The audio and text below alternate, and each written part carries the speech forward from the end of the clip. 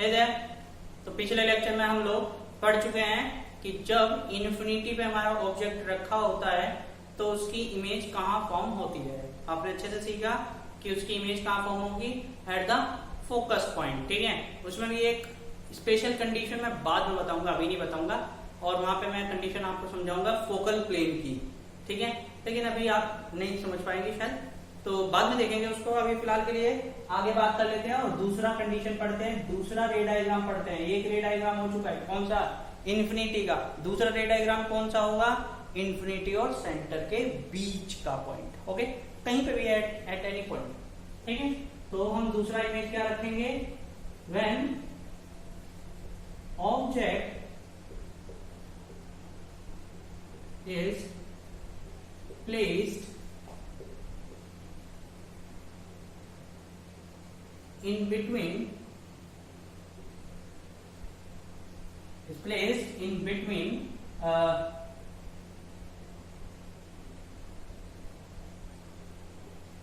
infinite and center of the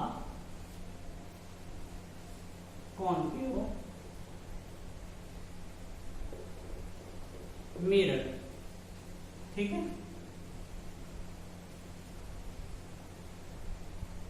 object हमारा कहाँ रखा है, सेंटर पॉइंट और इन्फिनाइट के बीच में कहीं पे भी रखा है। I don't know where it is, okay, but I know that it is placed in somewhere in between the centre point and the infinity। Okay, so let's start the video, let's start the diagram with concave mirror. Right now we are studying on the concave mirror। Okay, so that is, I mark at focus point and it is C is the center point, this is infinity, and the object is placed in between the center and infinity somewhere here।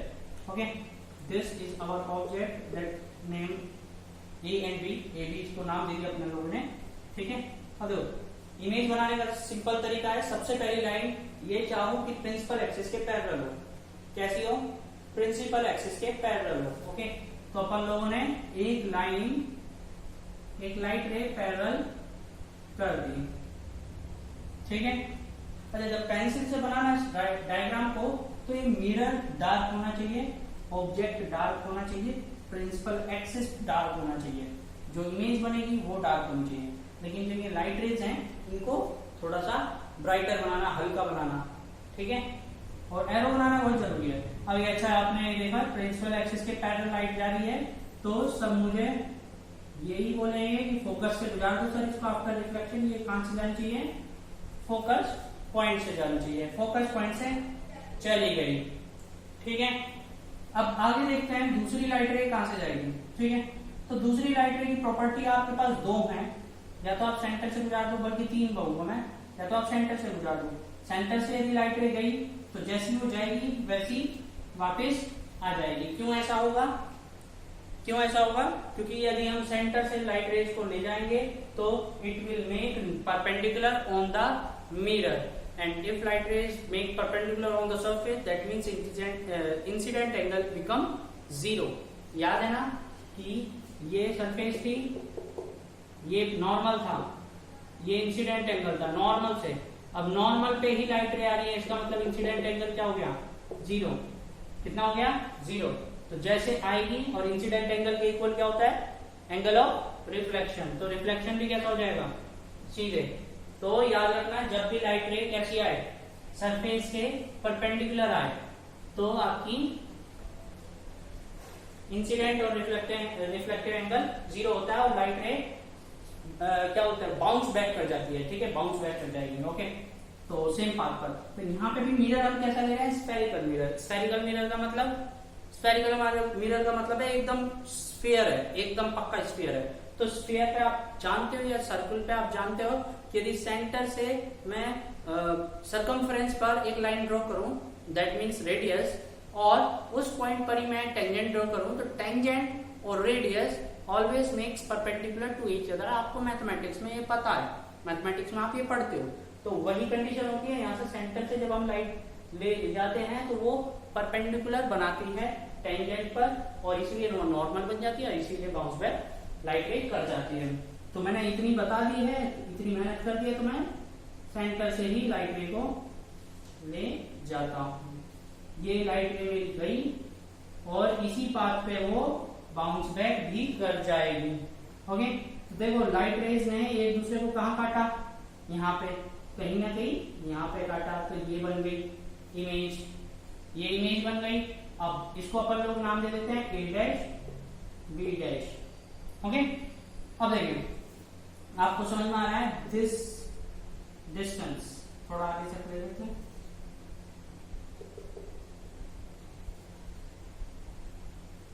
This distance is equal to u, okay, and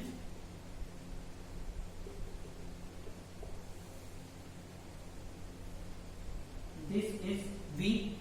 ये v है क्योंकि image और mirror के बीच का distance है, ये u है image और ऑब्जेक्ट के बीच का डिस्टेंस है। ओके, तो आपको समझ में आ रहा है कि इसमें हम प्रॉपर्टीज यदि पढ़ना चाहेंगे तो कैसे पढ़ पाएंगे प्रॉपर्टीज।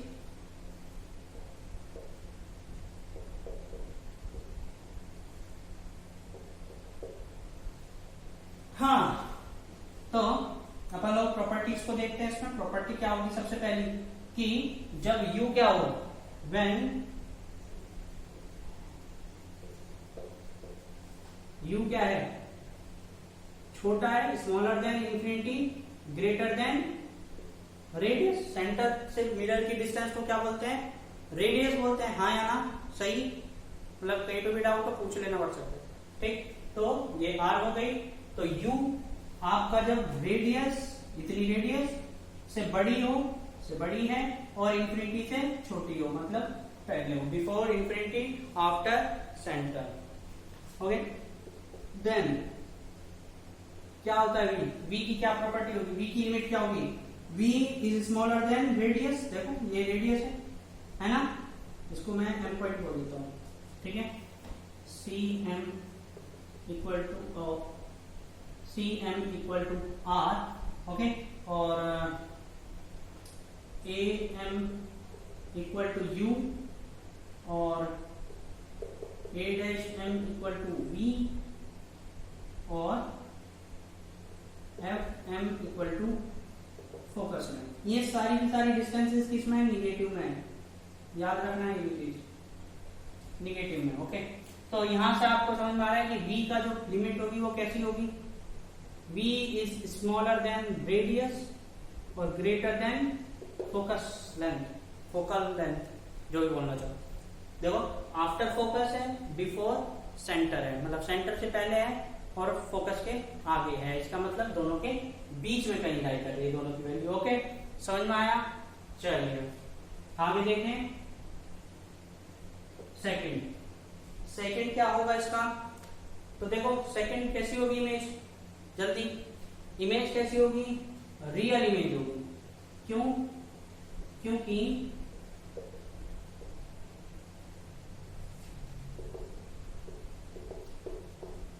हाँ, क्योंकि लाइट रेज ने एक दूसरे को एक्चुअल में कट किया है। ठीक है, light rays are actually cutting to each other. ठीक है, कहीं कमी नहीं छोड़ी मैंने। हाँ ठीक, तो light rays actually cutting to each other, that's why the image is forming real image.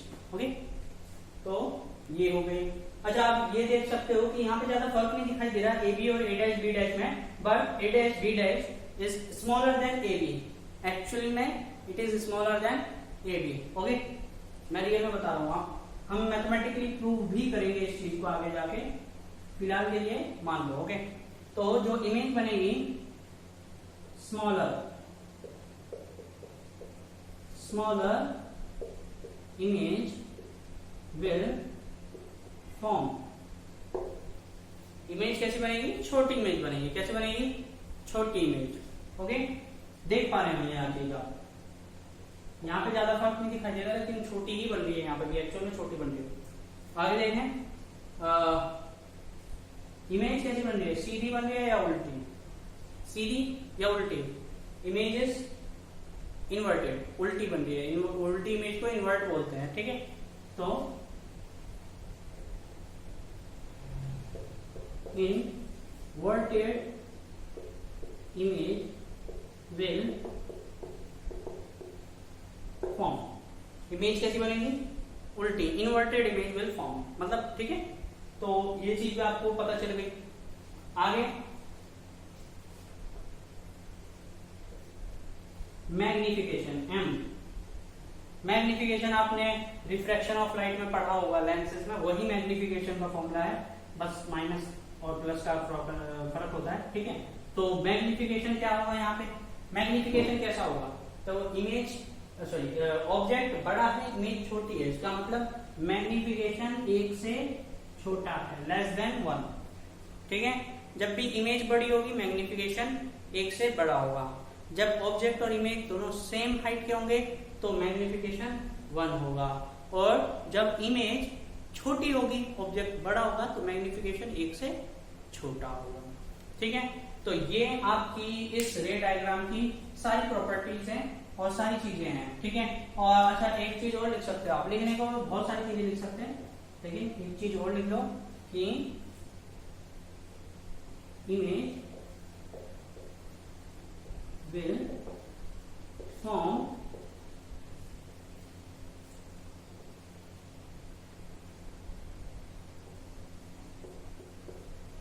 at the left side to the mirror। Image will form at the left side to the mirror। Okay, एक बार मैं फिर से repeat कर दे रहा हूं कि U is smaller than infinity, greater than R, then V is smaller than R and greater than F। Real image will form, मतलब ये इमेज फॉर्म होगी रियल।